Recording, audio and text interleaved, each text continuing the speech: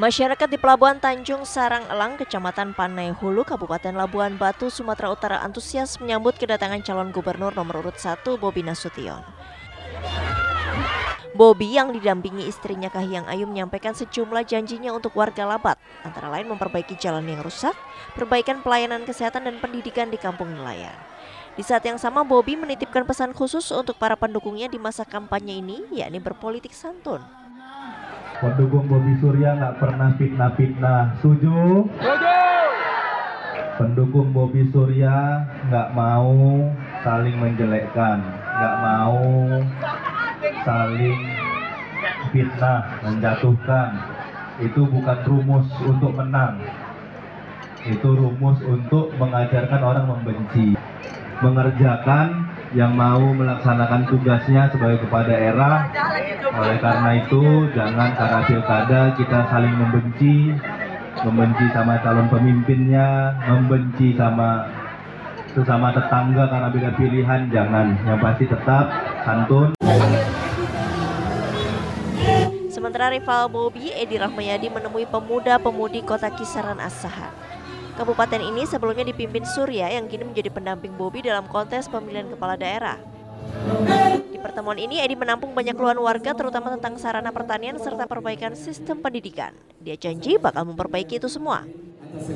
Tak berlebihan, masalah infrastruktur, masalah perairan di sawah, masalah pendidikan, memang kenyataan itu semua. Khusus pendidikan. Pendidikan di Asahan ini baru 8,2 tahun, berarti SMP saja belum lulus rata-rata. Itu wajarlah kalau ini menjadikan tuntutan rakyat. Masalah air tadi ada yang disampaikan dia 1 hektar 10 ton, rupanya hanya sebagian kecil itu 10 ton. Persoalannya apa? Adalah irigasi, pupuk, bibit. Itulah kehadiran. Pemungutan suara untuk menentukan gubernur dan wakil gubernur Sumatera Utara akan berlangsung pada 27 November 2024. Dari Sumatera Utara, Edi Saputra, Jasa Manurung, TV One mengabarkan.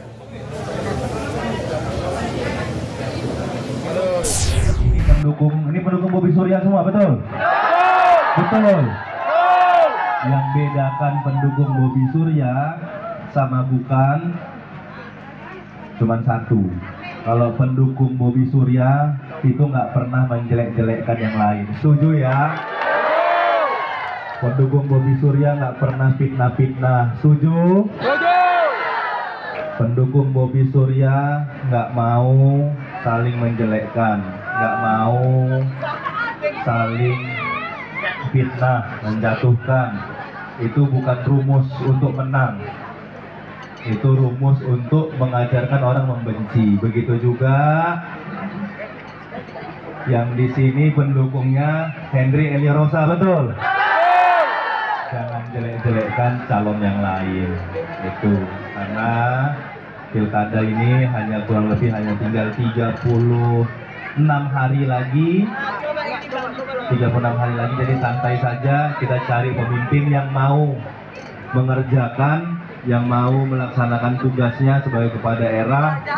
Oleh karena itu, jangan karena pilkada kita saling membenci sama calon pemimpinnya, membenci sama sesama tetangga karena beda pilihan, jangan. Yang pasti tetap santun. Yang kita bicarakan hari ini, yang kita sepakati hari ini, yang kami datang hari ini, calon-calon gubernur, calon bupati yang datang hari ini, tolong Bapak Ibu pegang janji kami sekuat-kuatnya. Pegang janji kami, ingat terus janji kami, ingat terus Bapak Ibu. Kami hari ini datang sangat terhormat, disambut sangat terhormat oleh Bapak Ibu. Mudah-mudahan kalau nanti kami terpilih, Bapak Ibu memilih kami nanti, diberikan amanah oleh Allah Subhanahu wa taala. Saya tahu Bapak Ibu hadir di sini, kumpul di sini bukan karena Bobi Nasutionnya, tapi karena Bapak Ibu ingin menaruhkan harapan kepada kami, Bu, kepada saya di sini.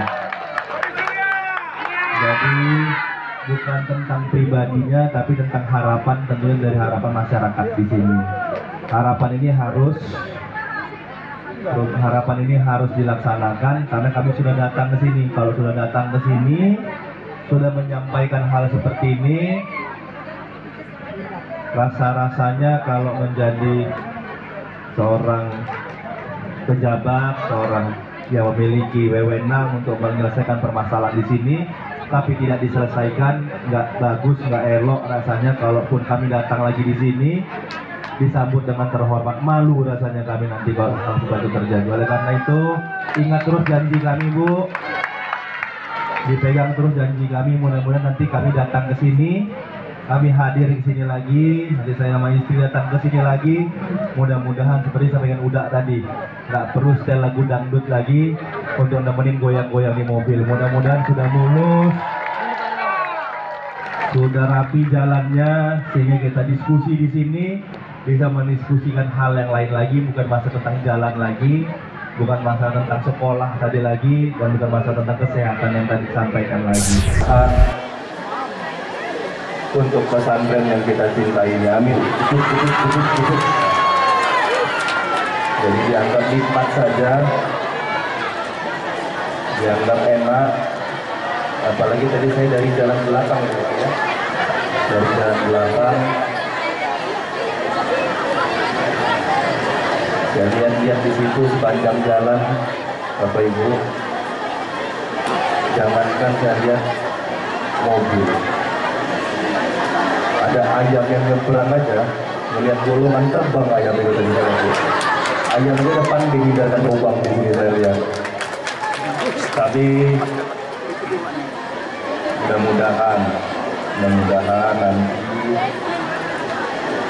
kalau berkunjung lagi ke sini, kalau hadir lagi di pesantren kita ini, mudah-mudahan sih nyenyak betulan jalannya, tidurnya di mobil karena jalannya bagus. Mudah-mudahan doakan agar nanti jalan-jalan ke sini ke pesantren kita ini sesuai disampaikan pimpinan pesantren kita ini, hadir di sini, datang ke sini. Walaupun datangnya sesuai apa yang disampaikan pimpinan pondok pesantren kita, dengan segala yang bisa kami upayakan dan kami bantu untuk pesantren ini.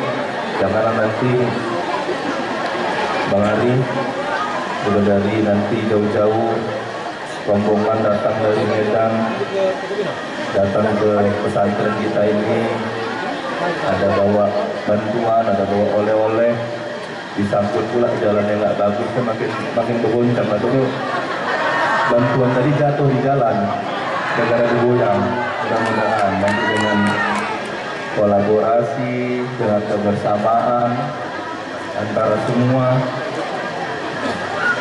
struktur, insya Allah kami akan kembali lagi ke sini di lain kesempatan, di lain waktu. Tapi mudah-mudahan apa yang di awal tadi pidato disampaikan, mudah-mudahan udah bagus lah jalannya. Juga datang ke sinilah bawa yang bisa membantu para santri dan juga pesantren ke depannya.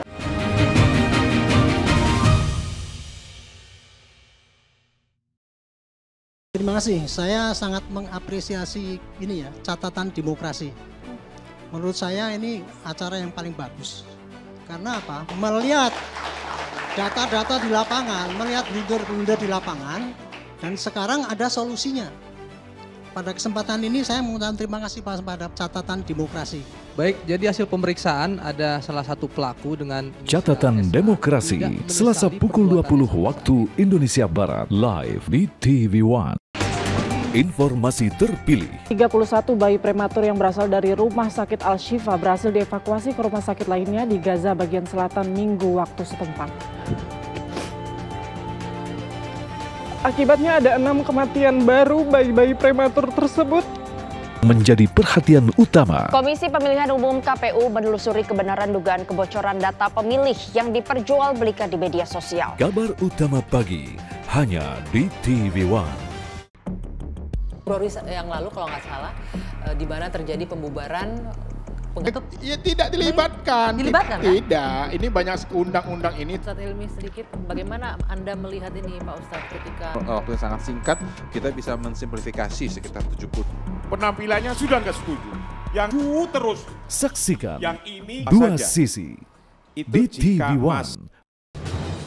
Menelisik tanda tanya publik. Yang dikatakan penyerangan personal itu yang gimana, yang bukan itu yang gimana. Kalau kemudian kebijakan, program yang diserang itu bagus, sehingga kita sebagai penonton, calon pemilih, itu bisa membedakan antara satu yang lain. Memahami makna secara seksama. Komisi Pemilihan Umum menegaskan tidak akan mengubah format debat Capres-Cawapres. Karena kalau diubah nanti jadi pertanyaan. KPU itu tengah tepat. Tahu ya, waktunya sangat terbatas. Nggak ada masalah atas dengan format yang ada. Kabar petang di TV1.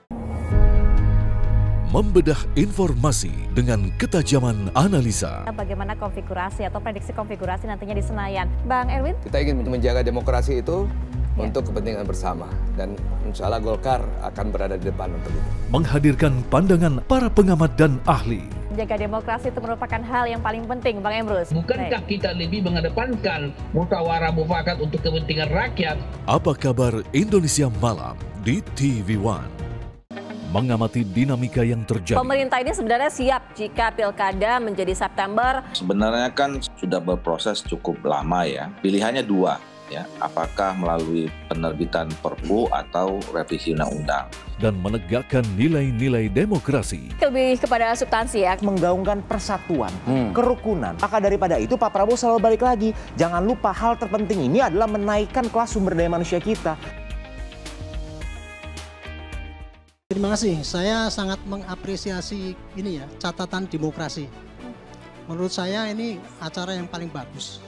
Karena apa? Melihat data-data di lapangan, melihat blunder-blunder di lapangan, dan sekarang ada solusinya. Pada kesempatan ini saya mengucapkan terima kasih pada catatan demokrasi.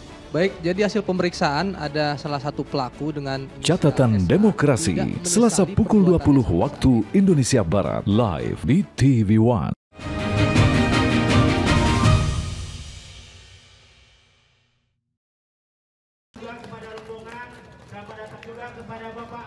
Ratusan nelayan memberikan dukungan penuh kepada calon gubernur dan calon wakil gubernur Sumatera Utara nomor urut 1, Bobi Nasution dan Surya, di Pelabuhan Tanjung Tiram, Kabupaten Batubara, Sumatera Utara. Tanpa kehadiran Bobi yang berhalangan hadir, Surya berjanji akan memperhatikan kesejahteraan nelayan tradisional. Usai mendapat deklarasi dukungan, Surya memberikan bantuan 300 pelampung kepada nelayan tradisional untuk dapat dipergunakan saat mencari ikan. Jadi saya Bobi Surya baru menerima deklarasi yaitu nelayan Bobi untuk Surya, sehingga dalam pelaksanaan deklarasi tadi sudah dikerahkan bahwa para nelayan khususnya di Kabupaten Batubara akan memenangkan Bobi Surya pada pilkada tanggal 7 November tahun 2024 nanti. Insya Allah mudah-mudahan kami nanti terpilih Bobi Surya sebagai gubernur dan wakil gubernur Sumatera Utara, kami akan memperhatikan nasib para nelayan sehingga kita bisa meningkatkan produksi nelayan dan nelayan sejahtera. Calon wakil gubernur Sumatera Utara nomor urut 1 ini juga sempat menyaksikan parade sampan nelayan tradisional yang memberi dukungan penuh kepadanya. Dari Batubara, Sumatera Utara, Jasa Manurung, TV1 mengabarkan. Bapak Insinyur Haji Mawaldi Yahya. Kampanye pemilihan Gubernur Sumatera Selatan kian memanas. Selain adu program antar calon gubernur, kampanye Cagup pun sudah terang-terangan menyindir dan mengkritik kinerja dan juga program kerja milik Cagup lainnya. Cagup Sumatera Selatan nomor urut 3 Mawardi Yahya dalam suatu kesempatan mengkritik kinerja Cagup Sumsel nomor urut 1 Herman Deru yang merupakan Gubernur Sumatera Selatan periode 2018-2023. Di hadapan pendukungnya, Mawardi membandingkan kepemimpinan Herman Deru yang dianggap tidak mampu menyamai pendahulunya seperti Alex Nurdin dan Syahrial Usman. Apakah masih berhasilnya Pak Syahrial Usman waktu memimpin Sumatera Selatan dibandingkan sekarang? Apakah masih berhasilnya Alex Nurdin memimpin Sumatera Selatan daripada sekarang? Ini harus kita bisa menyampaikan kepada masyarakat. Kalau masyarakat kita rata-rata mempunyai pendapat bahwa dibandingkan dengan pemimpinan Syariah Usman dan Alek Nurdin, pemimpinan Herman Deru menurut tidak ada alasan bahwa dia tidak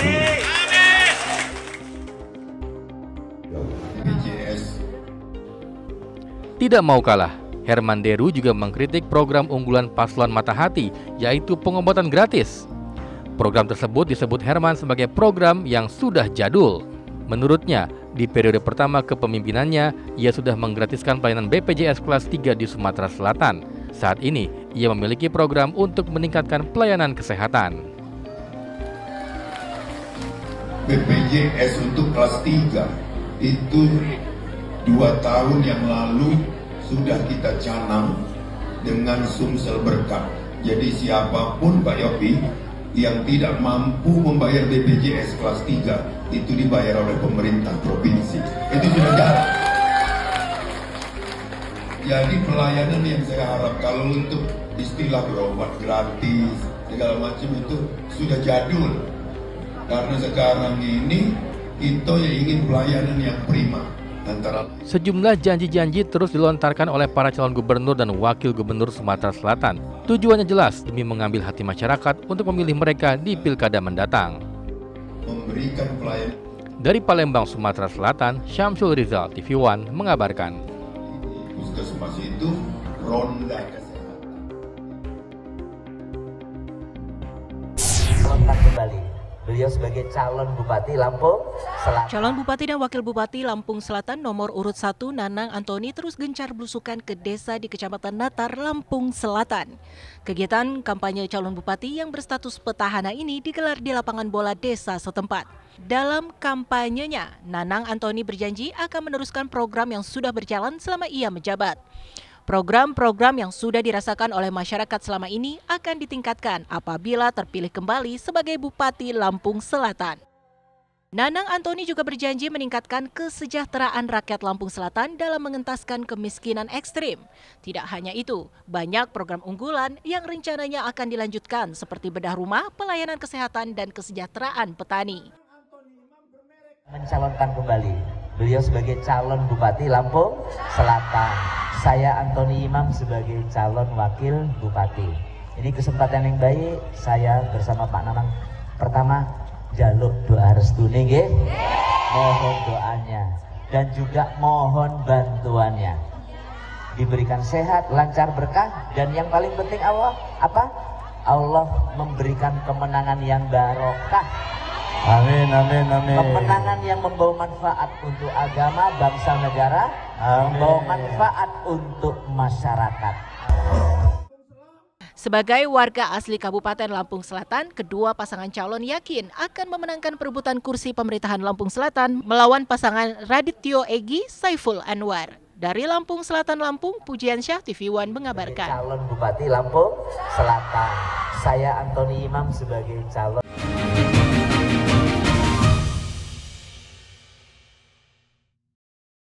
Terima kasih. Saya sangat mengapresiasi ini ya, catatan demokrasi.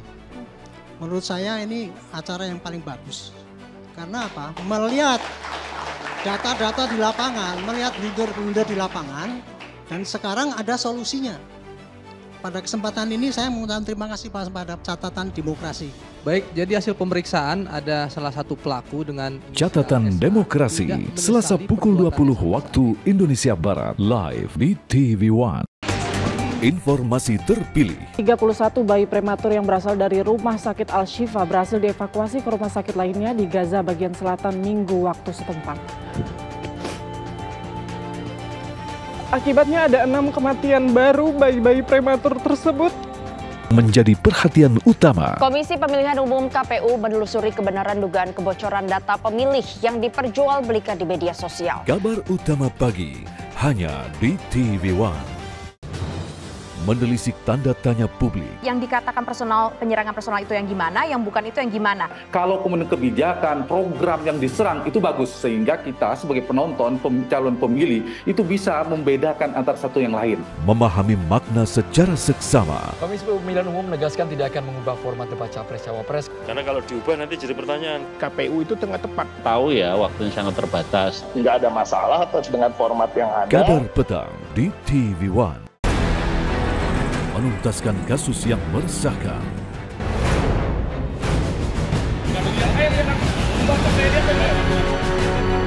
Memburu pelaku tindak kejahatan.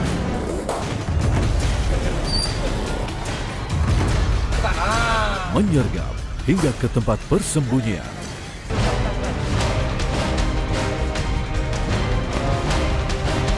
Buru sergap di TV One. Selalu ada kabar yang menjadi perhatian utama. Meskipun proses penghitungan suara Pilpres 2024 masih berlangsung, sejumlah pemimpin negara tetangga dan negara sahabat mengucapkan selamat kepada Prabowo Subianto. Menjadi catatan penting bagi semua. Kasus perundungan di sekolah Binus Serpong yang melibatkan anak-anak sejumlah figur ternama berkembang cepat. Hari ini kami gelar perkara untuk peningkatan status dari penyelidikan ke Kabar utama di TV One. Membedah informasi dengan ketajaman analisa. Bagaimana konfigurasi atau prediksi konfigurasi nantinya di Senayan, Bang Erwin? Kita ingin menjaga demokrasi itu untuk kepentingan bersama, dan insya Allah Golkar akan berada di depan untuk itu. Menghadirkan pandangan para pengamat dan ahli. Menjaga demokrasi itu merupakan hal yang paling penting, Bang Emrus. Bukankah kita lebih mengedepankan musyawarah mufakat untuk kepentingan rakyat? Apa kabar Indonesia Malam di TV One? Hampir 15 sebelum pemilu itu puncak-puncaknya harga beras. Sekarang ini sebetulnya transisi untuk dari naik sudah turun. Bulog mendapatkan penugasan dari pemerintah untuk mengelola cadangan beras pemerintah. Nomor 1, kita mengutamakan produksi dalam negeri. Kemarin sekitar 1 bulan lalu ya, kita berikan untuk pasar induk beras Cipinang gelontoran 50.000 ton. Langsung. Saksikan Indonesia Business Forum live di TV One. Terima kasih, saya sangat mengapresiasi ini ya, catatan demokrasi. Menurut saya ini acara yang paling bagus. Karena apa? Melihat data-data di lapangan, melihat blunder-blunder di lapangan, dan sekarang ada solusinya. Pada kesempatan ini saya mengucapkan terima kasih pada catatan demokrasi. Baik, jadi hasil pemeriksaan ada salah satu pelaku dengan Catatan Demokrasi, Selasa pukul 20 waktu Indonesia Barat, live di TV One.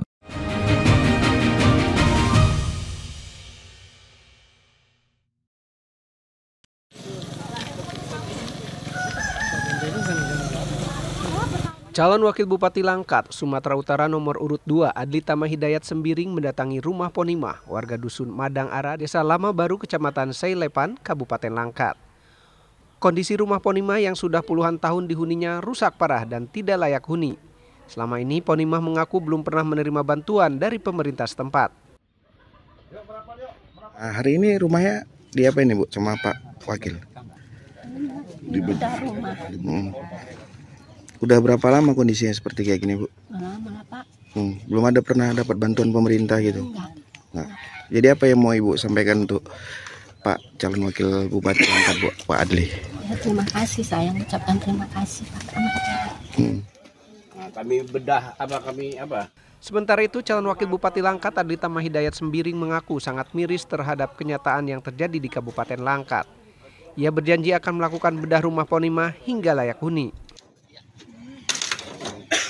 Melakukan bedah rumah bersama tim dan masyarakat sekitar untuk bisa memberikan rumah yang layak kepada Ibu Ponimah, dan juga melihat kenyataan yang sangat miris karena desa ini hanya berjarak beberapa kilometer dari kilang minyak pertama di Indonesia, tapi Jangankan kondisi ekonomi masyarakat, infrastruktur jalan yang menjadi hak dasar masyarakat pun tidak terpenuhi oleh pemerintah. Kami harap tentu simbol kekayaan Indonesia ini bisa memberikan manfaat yang selayak-layaknya untuk masyarakat sekitar yang tinggal di sini. Dalam kampanyenya kali ini, Adli Tama Hidayat berjanji akan membuat perubahan bagi warganya jika nanti terpilih menjadi Bupati dan Wakil Bupati Langkat bersama Iskandar Sugito. Dari Langkat, Sumatera Utara, Taufik Hidayat, TV One mengabarkan.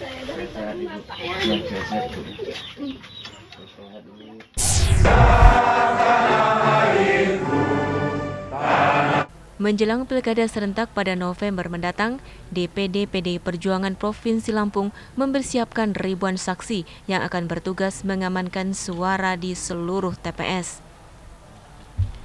Pelatihan digelar oleh Badan Saksi Pemilu Nasional PDI Perjuangan Provinsi Lampung diikuti 259 kader pelatih saksi yang akan bertugas melatih ribuan saksi lainnya.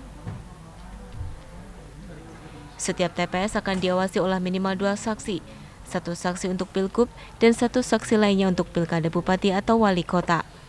Secara total, DPD PDI Perjuangan Provinsi Lampung menyiapkan 27.000 orang saksi. Pelatihan tidak hanya sekedar formalitas, melainkan merupakan peningkatan kapasitas para pelatih saksi yang nantinya akan turun langsung melatih para saksi di lapangan. Mereka juga dilatih untuk bekerja sama dengan regu pemilih dan menjaga agar tidak ada tekanan atau intimidasi terhadap pemilih. Para saksi dilatih tidak hanya soal teknis pengawasan, tetapi juga bagaimana bersikap kritis terhadap berbagai pelanggaran yang mungkin terjadi di TPS, seperti bendera pasangan calon yang tidak semestinya, hingga memastikan bahwa petugas KPPS telah menjalankan tugas sesuai aturan. Ini pelatihan saksi terregional 1 atau zona 1, beberapa kabupaten, nanti ada zona 2. Poin penting adalah gini, bahwa PDI itu partai yang terorganisir, jadi kepemimpinan yang terorganisir, ini penugasan partai. Saksi adalah kader PDI Perjuangan yang dibekali informasi militansi. Di saksi itu nanti partai menugaskan mereka. Pelatihan saksi menjadi bagian penting dari strategi PDI Perjuangan dalam menghadapi pemilu 2024, terutama dalam mengamankan suara di Pilgub dan Pilkada serentak. Dari Bandar Lampung, Pujian Syah, TV One mengabarkan.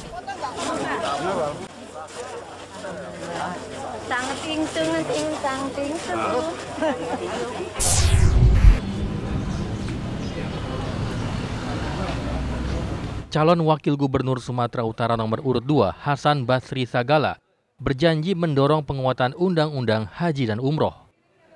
Dalam silaturahmi dengan para pemilik travel umroh di Sumatera Utara, Hasan menyebut kelompok bimbingan ibadah haji dan umroh harus dilibatkan dalam penguatan Undang-Undang Haji dan Umroh.